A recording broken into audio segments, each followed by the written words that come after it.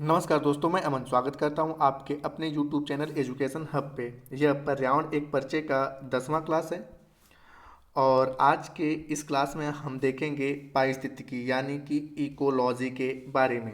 ठीक है, तो चलिए शुरू करते हैं बिना किसी देरी के। तो यहाँ पे सबसे पहले जानते हैं कि पारिस्थितिकी कहते किससे हैं। ठीक है, तो पारिस्थितिकी क्या है, तो यहाँ पे सामान्य रूप से समझें कि पारिस्थितिकी को हम लोग इंग्लिश में कहते हैं इकोलॉजी। इको का मतलब होता है कि अपने आसपास का इन्वायरमेंट और लॉजी का मतलब होता है अध्ययन। तो सामान्य भाषा में मैंने आपको पर्यावरण का जो डिफिनीशन बता रखा है। ठीक है, पर्यावरण संरक्षण अधिनियम 1986 क्या कहता है कि सभी जैविक और अजैविक संघटक, सभी जैविक और अजैविक संगठक, जैविक जो जीवित जीव जंतु हैं और अजैविक जिसमें जीवन नहीं है, उन्हीं को हम पर्यावरण कहते हैं। और पारिस्थितिकी किसे कहते हैं, तो बस इसी को आप थोड़ा सा और बढ़ा लीजिए कि सभी जैविक और अजैविक संगठकों के आपसीय जो यह किस प्रकार से एक दूसरे से रिलेटेड है उन्हीं का अध्ययन।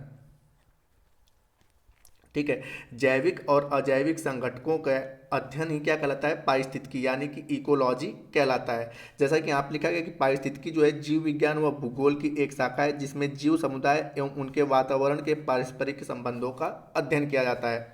प्रत्येक जंतु या वनस्पति एक निश्चित वातावरण में रहता है। पारिस्थितिज्ञ इस तथ्य का पता लगाते हैं कि जीव आपस में पर्यावरण के साथ किस तरह क्रिया करते हैं और वह पृथ्वी पर जीवन की जटिल संरचना का पता लगाते हैं। अब जैसे यहाँ पता है कि इकोलॉजी जो शब्द है ग्रीक भाषा के ओकियस, ओकियस मतलब होता है हाउस और लॉगस मतलब होता है स्टडी से हुआ है। तो इकोलॉजी शब्द का उत्पत्ति किसे होता है, ग्रीक भाषा के ओकियो लोगस से हुआ है, जिसका मतलब कि ओकियस का मतलब होता है हाउस और लॉजी का मतलब होता है अध्ययन।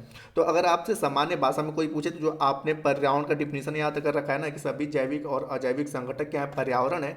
और सभी जैविक और अजैविक संगठकों के पारस्परिक संबंधों का अध्ययन, ठीक है, क्या कहलाता है, आपका पारिस्थितिकी कहलाता है। इससे इजी डिफिनीशन नहीं हो सकता है। तो सभी जैविक और अजैविक संगठकों के पारस्परिक संबंधों का अध्ययन क्या कहलाता है, इकोलॉजी।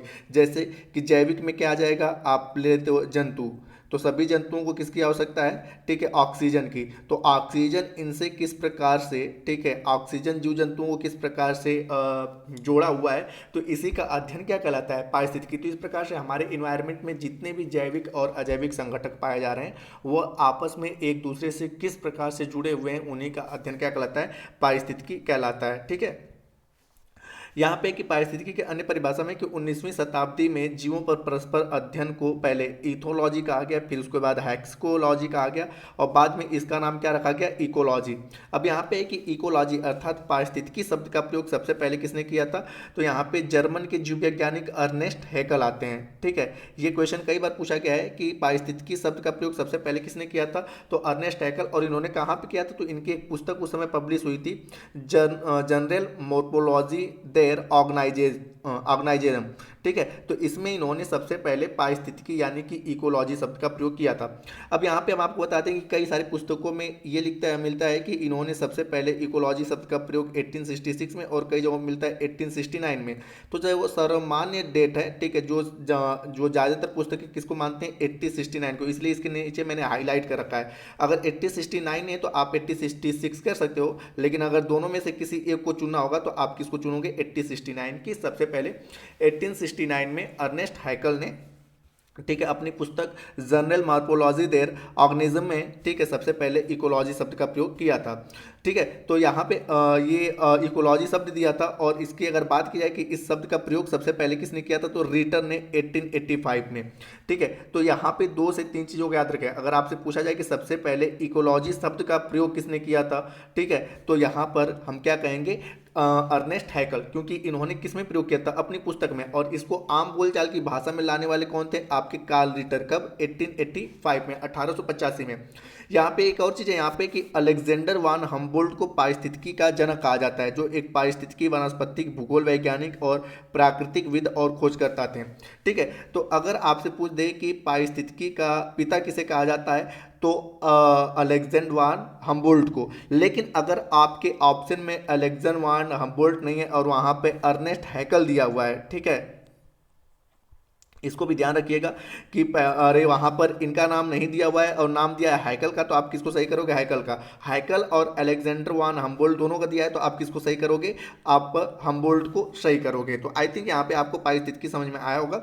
अब यहाँ पे कुछ अन्य वैज्ञानिकों ने अपने अपने अनुसार, ठीक है, पारिस्थितिकी को परिभाषित किया है। जैसे हाइकल ने क्या कहा है? जीव तथा उसके वातावरण के पारस्परिक संबंधों का अध्ययन क्या कहलाता है? इकोलॉजी। जैसा कि मैंने इकोलॉजी का डिफिनेशन पहले ही बता रखा है कि जैविक और अजैविक संघटकों का अध्ययन ही क्या कहलाता है? पारिस्थितिकी। तो ये डिफिनेशन किसने दिया था? अर्नेस्ट हाइकल ने 1869 में दिया था। उसके बाद एक है आपके जे क्रेब, जो 1972 में अपना डिफिनेशन दिए। तो यहाँ पे कहा है कि पारिस्थितिकी परस्पर संबंधों का वैज्ञानिक अध्ययन है जो जीव के वितरण एवं अधिकता को निर्धारित करता है। और अगला है कि ईपी ओडम 1971 में इन्होंने परिभाषा दिया कि प्रकृति की संरचना और उनके कार्यों का अध्ययन, ठीक है, क्या कहलाता है? पारिस्थितिकी कहलाता है। तो ओवरऑल आप सभी के डिफिनेशन को देखो ना, सभी का डिफिनेशन का निचोड़ यही आ रहा है कि सभी जैविक, अजैविक संघटकों के संबंधों का अध्ययन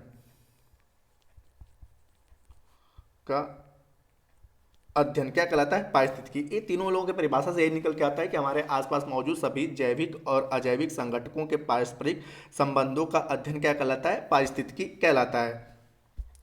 अब यहाँ पे पारिस्थितिकी के कई सारे वैज्ञानिकों ने अपने नियम दिए, लेकिन उनमें से जो सर्वमान्य नियम दिया उन्होंने, उनका नाम क्या है? बैरी कॉमनर। और बैरी कॉमनर ने पारिस्थितिकी से संबंधित 4 नियम दिए जो कि हमारे लाइफ से भी जुड़े हुए हैं। तो यहाँ पे पहला है कि प्रत्येक वस्तु प्रत्यक्ष या अप्रत्यक्ष रूप से एक दूसरे से जुड़ा हुआ है। अर्थात हमारे इन्वायरमेंट में जितनी भी चीज़ें पाई जा रही हैं वह सजीव हों या निर्जीव हों, ठीक है, इसको समझने की कोशिश करिएगा। सजीव हों या निर्जीव हों, वह सभी के सभी एक दूसरे से क्या है? जुड़े हुए, बस हमें पता नहीं। जैसे कि हम अगर चर्चा करें कि हमारे इन्वायरमेंट में कार्बन डाइऑक्साइड, ठीक है, तो कार्बन डाइऑक्साइड हमसे कैसे, जैसे एक कार्बन डाइऑक्साइड हो गया और एक ऑक्सीजन हो गया, तो ऑक्सीजन तो हमसे प्रत्यक्ष रूप से जुड़ा हुआ है, लेकिन कार्बन डाइऑक्साइड हमसे कैसे जुड़ा हुआ है? तो आपने पता है कि जो पेड़ पौधे होते हैं वह सूर्य के प्रकाश की उपस्थिति में अपना भोजन बनाते हैं, और भोजन बनाने के लिए उन्हें क्या चाहिए होता है? कार्बन डाइऑक्साइड वायुमंडल से लेते हैं और ऑक्सीजन को क्या करते हैं? छोड़ते हैं, ठीक है। तो अब अगर आप सोचिए कि अगर कार्बन डाइऑक्साइड नहीं होता तो पेड़ पौधे भोजन नहीं बना पाते, और जब पेड़ पौधे ही नहीं रहते तो किसी प्रकार का जीव जगत पृथ्वी पर विकसित नहीं हो पाता। तो इस प्रकार से कार्बन डाइऑक्साइड भी क्या है? हमसे जुड़ा हुआ है। अन्य की अगर बात करें तो अन्य आपने पता है, जैसे कि मैंने शेर के बारे में बताया था, ठीक है, पिछले क्लास में, शेर, अगर शेर जंगल में नहीं होता तो पूरा का पूरा पारिस्थितिकी तंत्र क्या हो जाता? नष्ट हो जाता। अर्थात हमारे पृथ्वी पर जितनी भी चीज़ें पाई जाती हैं प्रत्यक्ष या अप्रत्यक्ष रूप से सभी चीज़ें एक दूसरे से जुड़ी हुई हैं। दूसरी चीज़ें हैं यहाँ पर कि प्रत्येक वस्तु को कहीं ना कहीं जाना है, यहाँ पर कुछ भी व्यर्थ नहीं है। जैसे कि मैं पुनः ले लेता हूँ, ठीक है, कार्बन डाइऑक्साइड को। तो जैसे हम लोगों को पहले क्या लगता था? कार्बन डाइऑक्साइड व्यर्थ है। नहीं, जैसे कि मैंने बताया कि व्यर्थ नहीं है, क्योंकि हमारे लिए व्यर्थ हो सकता है लेकिन यह पेड़ पौधों के लिए क्या है? इंपॉर्टेंट है, ठीक है, पेड़ पौधों के लिए इंपॉर्टेंट है। वैसे ही शेर क्या है कि समान रूप से हमारे लिए व्यर्थ हो सकता है, लेकिन अगर शेर जंगल से गायब हो जाएगा तो वहाँ की पूरी पारिस्थितिकी तंत्र ही क्या हो जाएगी? नष्ट हो जाएगी। इसी प्रकार से आपने सुना होगा कि नाइट्रोजन, ठीक है, हमारे वायुमंडल में सबसे अधिक मात्रा में नाइट्रोजन पाया जाता है, और अगर हमारे वायुमंडल से नाइट्रोजन गायब हो जाएगा तो किसी प्रकार का वृद्धि और विकास नहीं होगा। अब ये कैसे? तो आपने पता है कि बेसिक तौर पे जो दलहनी फसलें होती हैं वह क्या करती हैं? उसमें क्या पाया जाता है? उनकी जड़ों में राइबोजोबियम नामक जीवाणु पाया जाता है, और यह नाइट्रोजन, वायुमंडल के नाइट्रोजन को किसमें बदलता है? नाइट्रेट में, ठीक है। और यही नाइट्रेट प्रोटीन के रूप में दालों में पाई जाती हैं, और प्रोटीन हमारे शरीर के मांसपेशियों का क्या करता है? विकास करता है। अगर हमें प्रोटीन नहीं मिलेगा तो शारीरिक वृद्धि, ग्रोथ क्या हो जाएगी? रुक जाएगी। तो आप इस प्रकार समझ पा रहे हो ना कि अगर हमारे वायुमंडल में नाइट्रोजन नहीं होता तो किसी भी प्रकार के पेड़ पौधे या जीव जंतुओं का विकास नहीं होता। ये प्रत्यक्ष नहीं, अप्रत्यक्ष रूप से हमसे हमें मिलता है। तो जिन लोगों को ये लगता है कि नाइट्रोजन जो है वो अव्यर्थ है, तो अव्यर्थ नहीं है, ठीक है, कि यहाँ पे जितनी वस्तु उनको कहीं ना कहीं जाना है और यहाँ पर कुछ भी व्यर्थ नहीं है। और इन्होंने जो तीसरा नियम इन्होंने दिया कि यहाँ पर कुछ भी मुफ्त नहीं है, यानी कि फ्री की कोई चीज़ें नहीं है। जैसे जो आपको लगता है ना कि ऑक्सीजन, ठीक है, ऑक्सीजन, या जैसे हम आपको बता दें कि अगर आपको आम का फल खाना है तो बस ये चीज़ है ना कि प्रकृति उसका भी हमसे कोई ना कोई मूल्य लेती है, बस उसका मूल्य थोड़ा सा कम होता है, ठीक है। जैसे कि अगर आपको आम का फल खाना है तो आपको आम के पौधे को लगाना पड़ेगा, और आम के पौधे को लगाकर उसे डेली सेवा, बहुत ज़्यादा मात्रा में नहीं तो डेली उसे पानी देना है, उसकी केयरिंग करना है, तो वो प्रकृति आपसे क्या कर रही है, एक मूल्य तो ले रही है ना, ठीक है। लेकिन हाँ, उसके मूल्य लेने का तरीका क्या है, अलग है। तो ऐसा नहीं कि आपको जो भी चीज़ें प्रकृति दे रही है वो फ्री में दे रही है, ठीक है, उसका मूल्य लिया है। बस ये चीज़ें हैं कि आप उसके मूल्य लेने का तरीका अलग है और उसका मूल्य इतना कम है कि आपको वो एज अ मूल्य लगता नहीं है। तो यहाँ पर कोई भी चीज़ें फ्री नहीं है, मतलब कि प्रकृति हमें कोई चीज़ें फ्री में नहीं देती है। और अगला है कि प्रकृति अपना सर्वोत्तम जानती है। तो प्रकृति अपना सर्वोत्तम जानती है मतलब कि प्रकृति खुद जानती है कि हमें मेंटेन कैसे करना है अपने आप को। जैसे कि मैं एग्जाम्पल देता हूँ कोरोना काल की। तो कोरोना काल जब आया था तो लोगों ने कहा था कि प्रकृति ने इससे पहले कई बार चेतावनियां दी और मनुष्य अपने आप को ही प्रकृति से ऊपर समझने लगा था। और उसके बाद जब कोरोना काल आया तो उसने सभी चीज़ों को क्या कर दिया, मेंटेन कर दिया, ठीक है। और आपने देखा होगा कि कोरोना काल के दौरान पूरा का पूरा इन्वायरमेंट एकदम स्वच्छ हो गया था। तो प्रकृति, जैसे कि आपने देखा होगा कि जितनी बड़ी बड़ी डायनेस्टियां जो सभ्यताएं हैं, ठीक है, वो सभी चीजों को नष्ट करने वाली कौन थी, प्रकृति। जैसे कि सिंधु घाटी सभ्यता, सिंधु घाटी सभ्यता में क्या था कि हो सकता है कि लोग बाग प्रकृति को अपने से ऊपर, मतलब कि अपने आप को प्रकृति से ऊपर समझने लगे हों और प्रकृति का ठीक ठाक दोहन करने लगे हों, जिसके कारण, ठीक है, आपने पढ़ा भी होगा कि सिंधु घाटी सभ्यता का विनाश किसने किया, प्रकृति ने किया, ठीक है। वर्तमान समय में भी आप देख रहे हो कि जितने बड़े बड़े डिजास्टर आ रहे हो, क्या नेचुरल डिजास्टर है कि जब मनुष्यों को ये लगता है कि हम प्रकृति से ऊपर हो गए हैं तो प्रकृति उन्हें धीरे संकेत देती है, भैया रुक जाओ, ठीक है, मैं यहाँ पर हूँ, ठीक है, तो मेरे से ऊपर कोई नहीं है। तो प्रकृति अपने आप को क्या कर लेती है, मेंटेन कर लेती है। तो प्रकृति अपना सर्वोत्तम जानती है। तो ये जो 4 नियम दिए थे बैरी कॉमनर ने दिए थे, जो कि पारिस्थितिकी के नियमों में सर्वमान्य नियम है। अब यहाँ पे एक इंपॉर्टेंट है, इसको कई बार पूछा गया एग्जामों में कि पारिस्थितिकी विज्ञान केंद्र कहाँ स्थित है। तो पारिस्थितिकी विज्ञान केंद्र बेंगलुरु में स्थित है। अब यहाँ पे जानते हैं पारिस्थितिकी की शाखाएं। तो पारिस्थितिकी की कई बार पूछा जाता है कि पारिस्थितिकी कुल कितनी शाखाएं हैं। तो पारिस्थितिकी कुल 8 शाखाएं हैं। पहला आवासीय, दूसरा है पारिस्थितिकी तंत्र पारिस्थितिकी, तीसरा है संरक्षण पारिस्थितिकी, चौथा है उत्पादन पारिस्थितिकी, पांचवा है विकिरण पारिस्थितिकी, छठवां है वर्गीकी पारिस्थितिकी और सातवां है मानव पारिस्थितिकी और आठवां है अंतरिक्ष पारिस्थितिकी। तो इनके बारे में हल्का हल्का हम लोग देख लेते हैं। तो यहाँ पे सबसे पहले आवासीय पारिस्थितिकी किसे कहते हैं। तो अब विभिन्न जीवों के आवास का अध्ययन, नाम से ये कि आवासों का अध्ययन कि उन्हें रहने के लिए किस प्रकार के इन्वायरमेंट की आवश्यकता होती है। जैसे कि जल में रहने वाले जीव जंतुओं को, स्थल पर रहने वाले जीव जंतुओं को, ठीक है, और वायु में रहने वाले जीव जंतुओं को किस प्रकार के रहने की आवश्यकता पड़ती है, तो उसका अध्ययन क्या कहलाता है, उनके रहने के आवास का अध्ययन क्या कहलाता है, आवासीय पारिस्थितिकी कहलाता है। अगला है पारिस्थितिकी तंत्र। तो हम लोग अगला जो टॉपिक होगा हम लोग का पारिस्थितिकी तंत्र ही होगा। तो यहाँ पे जैविक और अजैविक संरचना तथा उनके प्रमुख कार्य के अनुसार वातावरण को व्यवस्थित किया गया है, जिसको हम लोग पारिस्थितिकी तंत्र, पारिस्थितिकी के नाम से जानते हैं। अगला है संरक्षण। संरक्षण मतलब कि व्यवस्थित करना। तो इसके अंतर्गत प्राकृतिक स्रोतों के प्रबंधकीय व्यवस्थाओं के बारे में अध्ययन किया जाता है, ठीक है, कि हमारे पास जो भी चीज़ें मौजूद है उन्हें किस प्रकार से प्रबंधन किया जाए, उसका अत्यधिक दोहन न हो और जिससे कि हमें आगे चल के नुकसान पहुंचे। तो इस प्रकार के पारिस्थितिकी का अध्ययन क्या कहलाता है, कंजर्वेशन, यानी कि संरक्षण पारिस्थितिकी।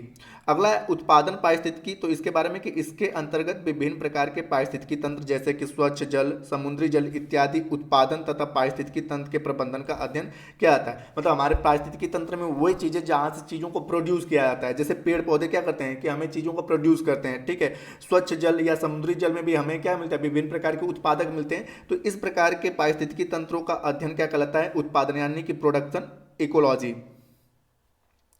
अगला है विकिरण पारिस्थितिकी यानी कि रेडिएशन इकोलॉजी। तो इसके अंतर्गत वातावरण तथा सजीव जीवों पर विकिरण तथा रेडियो एक्टिव पदार्थों के प्रभाव का अध्ययन किया जाता है। जैसे कि आपने सुना होगा अल्ट्रावायलेट किरणें, ठीक है, यूवी किरणें जो सूर्य से निकलती हैं, तो इनका क्या हानिकारक प्रभाव है और क्या इसका अच्छा प्रभाव है। तो इनके बारे में अध्ययन किसके अंतर्गत किया जाता है, विकिरण पारिस्थितिकी यानी कि रेडिएशन इकोलॉजी। अगला है वर्गीकीय पारिस्थितिकी यानी कि टॉक्सोनॉमिक इकोलॉजी। तो यहाँ पे कि इसके अंतर्गत विभिन्न समूहों से संबंधित होती है ताकि इससे निम्नलिखित उपभोग जैसे पादप पारिस्थितिकी, कीट पारिस्थितिकी, अकशेरुकी पारिस्थितिकी, कशेरुकी पारिस्थितिकी, इन सभी परिस्थितियों को शामिल किया जाए। जैसे वर्गीकरण का मतलब होता है कि हम सभी पादपों को अलग कर लें जिसके कारण, और उसके बाद जंतुओं को अलग कर लें, जंतुओं में कशेरुकी को अलग कर लें, ठीक है, अकशेरुकी को अलग कर लें, जिससे अध्ययन में क्या होती है, सुविधा होती है। तो जहाँ पे बेसिक प्रकार के विभिन्न प्रकार के जीव जंतु और पादपों का वर्गीकरण किया जाता है उसे हम लोग टॉक्सोनॉमी यानी कि वर्गीकीय पारिस्थितिकी के नाम से जानते हैं। अगला है मानव पारिस्थितिकी। तो इसके अंतर्गत मानव और उसके वातावरण का अध्ययन किया जाता है, जिसको हम लोग ह्यूमन इकोलॉजी की, मनुष्य को रहने के लिए किस प्रकार के इन्वायरमेंट की आवश्यकता होती है, इस प्रकार का अध्ययन मानव पारिस्थितिकी कहलाता है। और अगला है अंतरिक्ष पारिस्थितिकी। तो इसमें मानव अंतरिक्ष में काफ़ी ऊंचाई पर जाके वहाँ के असली वातावरण का पता लगाता है। और कार्यक्षेत्र पारिस्थितिकी अपने आप में एक विज्ञान है जिसका अध्ययन अनेक विधियों द्वारा किया जाता है। तो यहाँ पे अंतरिक्ष पारिस्थितिकी का मतलब कि स्पेस में जाकर हम मानव के रहने के लिए चीज़ों को ढूंढें, उसे हम क्या कहते हैं, स्पेस इकोलॉजी कहते हैं। तो ये रहे आपके 8 प्रकार के इकोलॉजी, और इकोलॉजी के बारे में ये आपका चैप्टर रहा। आई थिंक ये आपका समझ में आया होगा।